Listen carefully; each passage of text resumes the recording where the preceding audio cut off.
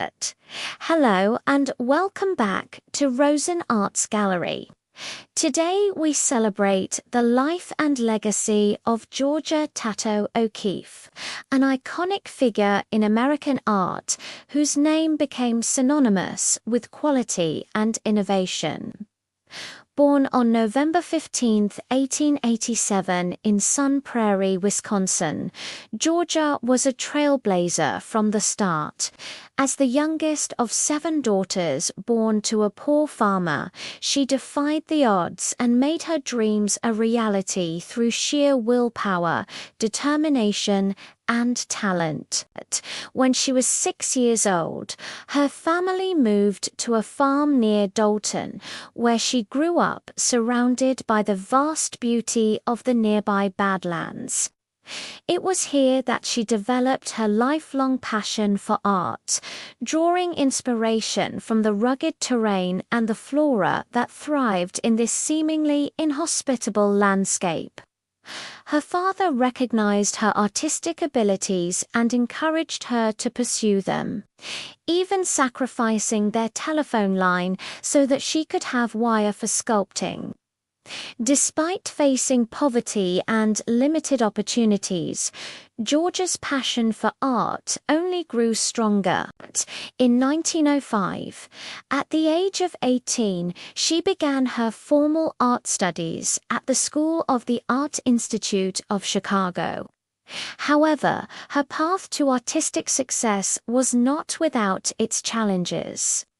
By 1908, her family's financial struggles forced her to abandon her education and seek employment.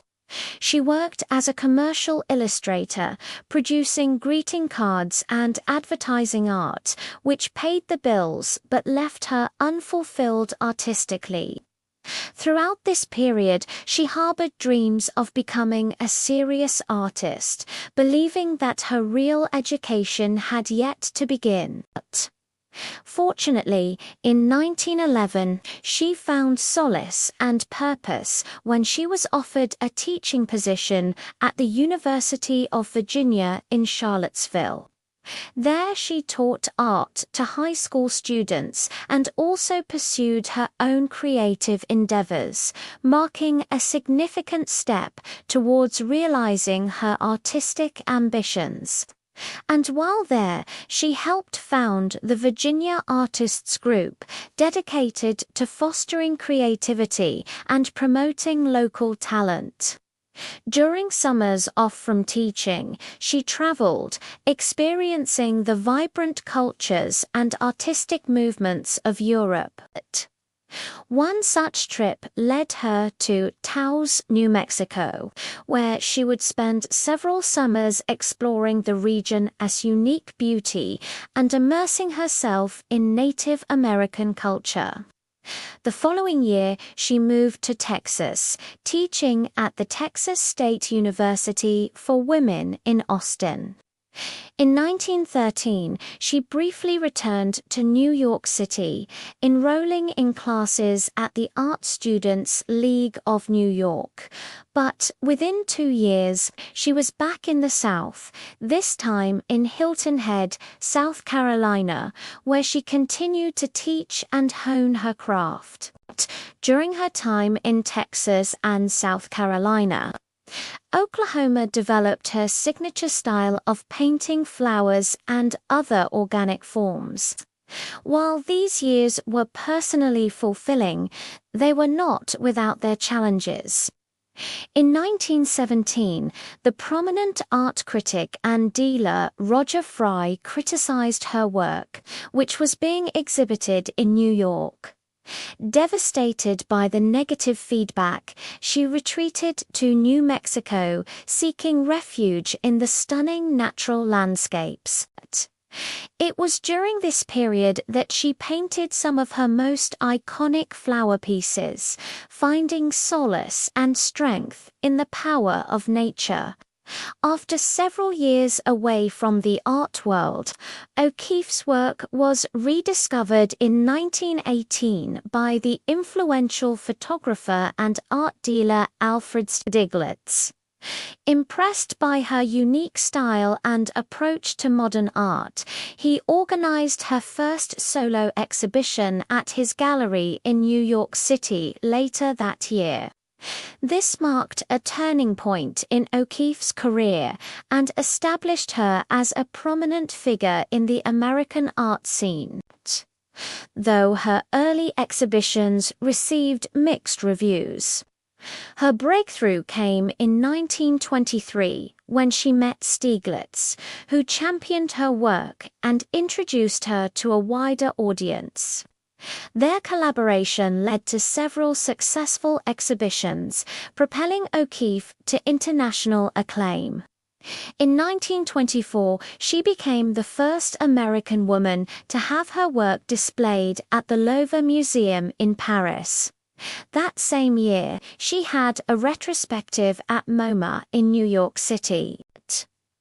But despite achieving recognition and acclaim, Oklahoma remained humble, continuing to experiment with different styles and subjects throughout her career.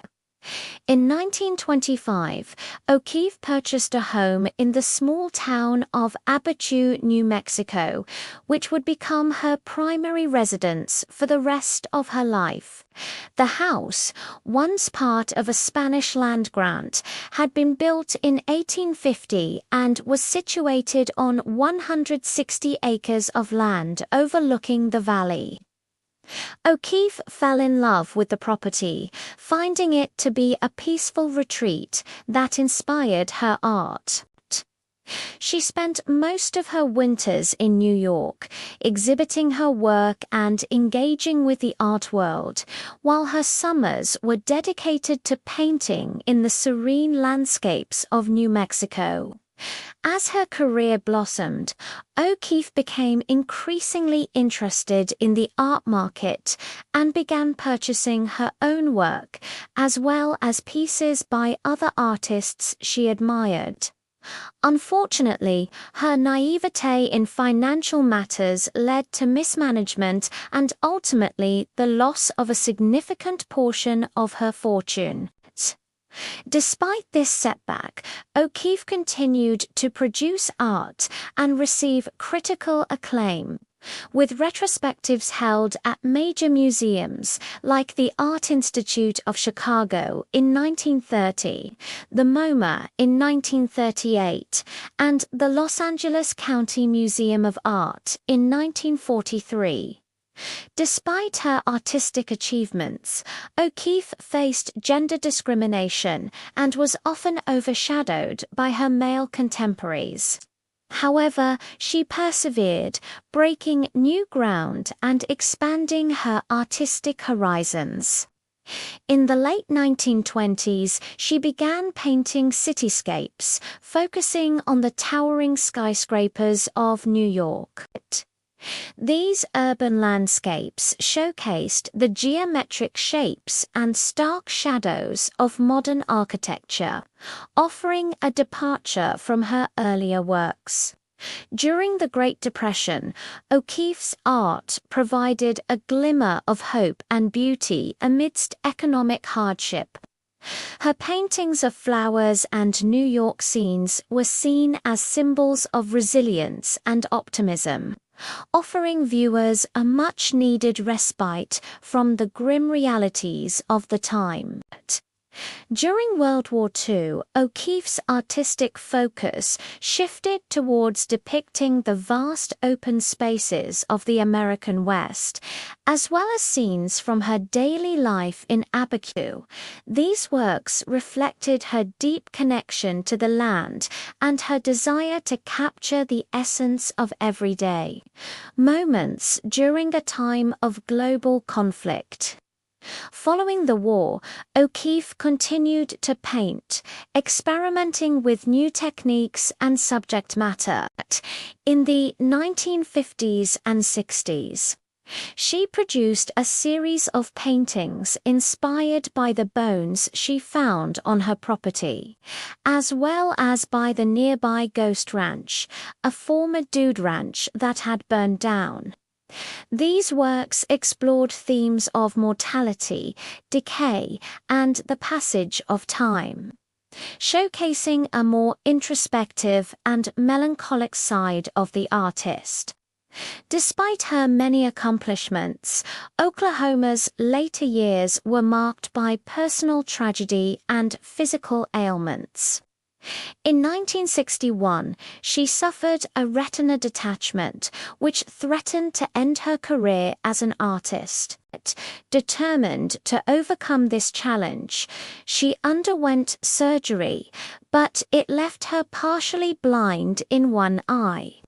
Undeterred, she adapted to her visual impairment and continued to paint until her eyesight completely failed in 1962, though her doctors advised her to stop painting altogether. Oklahoma defied the odds and found ways to continue creating art with the help of her friends and fellow artists. She transitioned to using larger canvases and brighter colors, developing a new style that incorporated more abstract shapes and bolder brushes. Remarkably, she continued to produce paintings until the age of 89, when she suffered a hip fracture that eventually led to her death on March 6, 1986, at the age of 98. Throughout her life, Oklahoma was a trailblazer for women in the art world, breaking barriers and achieving recognition in a male-dominated field. Her dedication to her craft and her unwavering pursuit of excellence paved the way for future generations of female artists to succeed. Her work continues to inspire awe and wonder in viewers around the world, and her legacy as one of the most important American modern artists remains firmly established. Thank you for joining us today here at Roseson Arts Gallery. We hope you enjoyed learning about the life and legacy of Georgia Totto O'Keeffe, a true icon of American art. If you liked this video, don't forget to give it a thumbs up and subscribe to our channel for more art history content. We've got more stories of legendary artists coming your way.